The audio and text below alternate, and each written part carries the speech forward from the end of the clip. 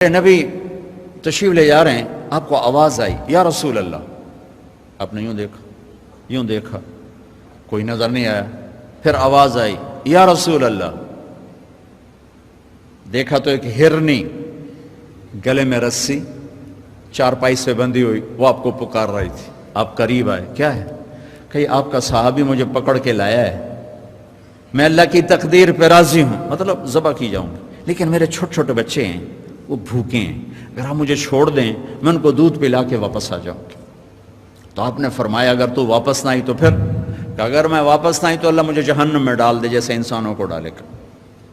تو آپ نے اس کی رسی کھول دی اور وہیں بیٹھ گیا. اس نے دوڑ لگائی اور پہاڑوں میں غائب ہو گیا. دیر گزر گئی تو آپ نے دیکھا وہ پہاڑ سے اتر رہی تھی اور آ کر کہا یا رسول اللہ میں حاضر ہوں. اللہ اکبر. اسے خبر ہے میں کیوں حاضر ہوں. یہ ہمارے فیصل آباد کا بازار والا 10 روپے کے پیچھے وہ جھوٹ بولتا ہے کہ زمین آسمان کانپ اٹھتے ہیں. آپ نے اس کو رسی سے باندھ دیا اور پھر بیٹھ گئے. دیر گزری وہ صحابی ہے جنہوں نے پکڑا تھا شکار کے لیے، وہ دیکھ کے پریشان ہو گئے. یا رسول اللہ آپ کیسے؟ کہا بھائی میرا ایک کام ہے چھوٹا سا. کہا کیا؟ کہ یہ ہرنی میں ہدیہ مانگتا ہوں آپ سے. کہا یا رسول اللہ ہم تو جان قربان کرنے کے پیچھے پھر رہے ہیں، آپ ہرنی کہتے ہیں؟ کہ بس یہ دے دو کلیل. تو آپ نے اس کی رسی گردن سے نکالی. کہ الحق باہلک، جا اپنے بچوں کے پاس چلی جا، سچ نجات دیتا ہے، جھوٹ ہلاک کرتا ہے. میرے بچوں ایک ہرنی جتنی سچائی سیکھ لو. اپنی زندگی سے جھوٹ نکالو اگر اللہ کو پسند آنا چاہتے ہو.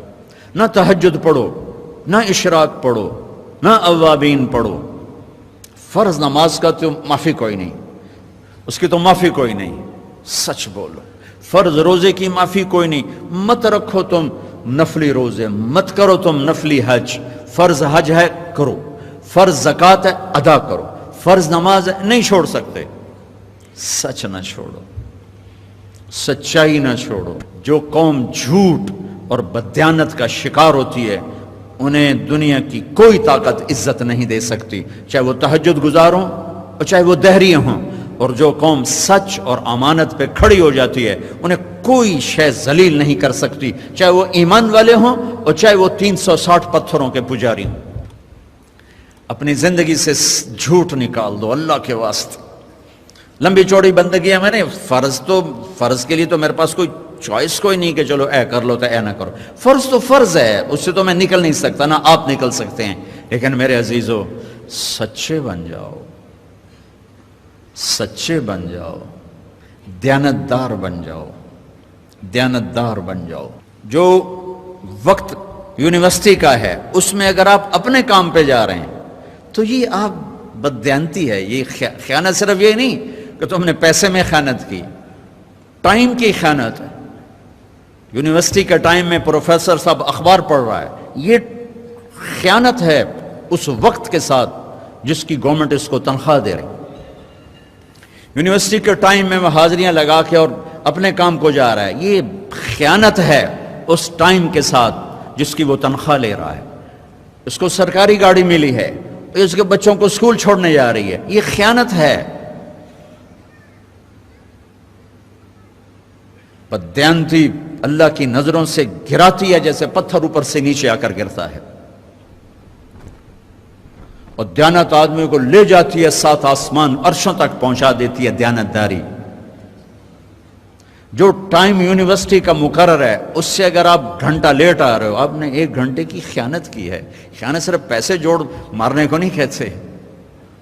آپ نے بچوں کو پڑھانا ہے، نہیں پڑھایا، تم نے پڑھنا ہے، تم آئے پڑھنے کے لیے، یہاں تم کسی اور کام میں لگے ہو. تم نے ماں باپ سے بھی خیانت کی، اللہ سے بھی خیانت کی، اس یونیورسٹی کے ساتھ خیانت کی. پروفیسر صاحب یونیورسٹی کے ٹائم میں کسی اور کام میں لگا ہوا ہے، یہ خیانت ہے. اگر اللہ اس کے رسول کا پسندیدہ بننا ہے تو میں لمبے چوڑے وظیفے نہیں بتا رہا ہوں، چھوٹی چھوٹی 2 باتیں بتا رہا ہوں. سچائی، امانت. سچائی، امانت. ہمارے ایک بزرگ تھے، وہ ٹیلی فون کے جی ایم ہو کے ریٹائر ہوئے تھے، وہ تبلیغ کے بھی امیر تھے. جب وہ دفتر میں آتے تھے تو تبلیغ کا ایک بول نہیں بولتے تھے کہ بھائی یہ تنخواہ میں ٹیلی فون کی خدمت کی لیتا ہوں، یہاں کوئی تبلیغ کی بات نہیں ہوگی. اور جب وہ دفتر سے نکل جاتے کہتے ہیں ہن میرا ٹائم اپنا ہے، ہن کوئی ٹیلی فون کی بات نہیں ہوگی، اب صرف تبلیغ کی بات ہوگی۔ میرے بچوں، بددیانتی نے ہمیں زیرو کر دیا ہے۔ یہ تو ایک اجتماعی زندگی کے لحاظ سے میں کہہ رہا ہوں،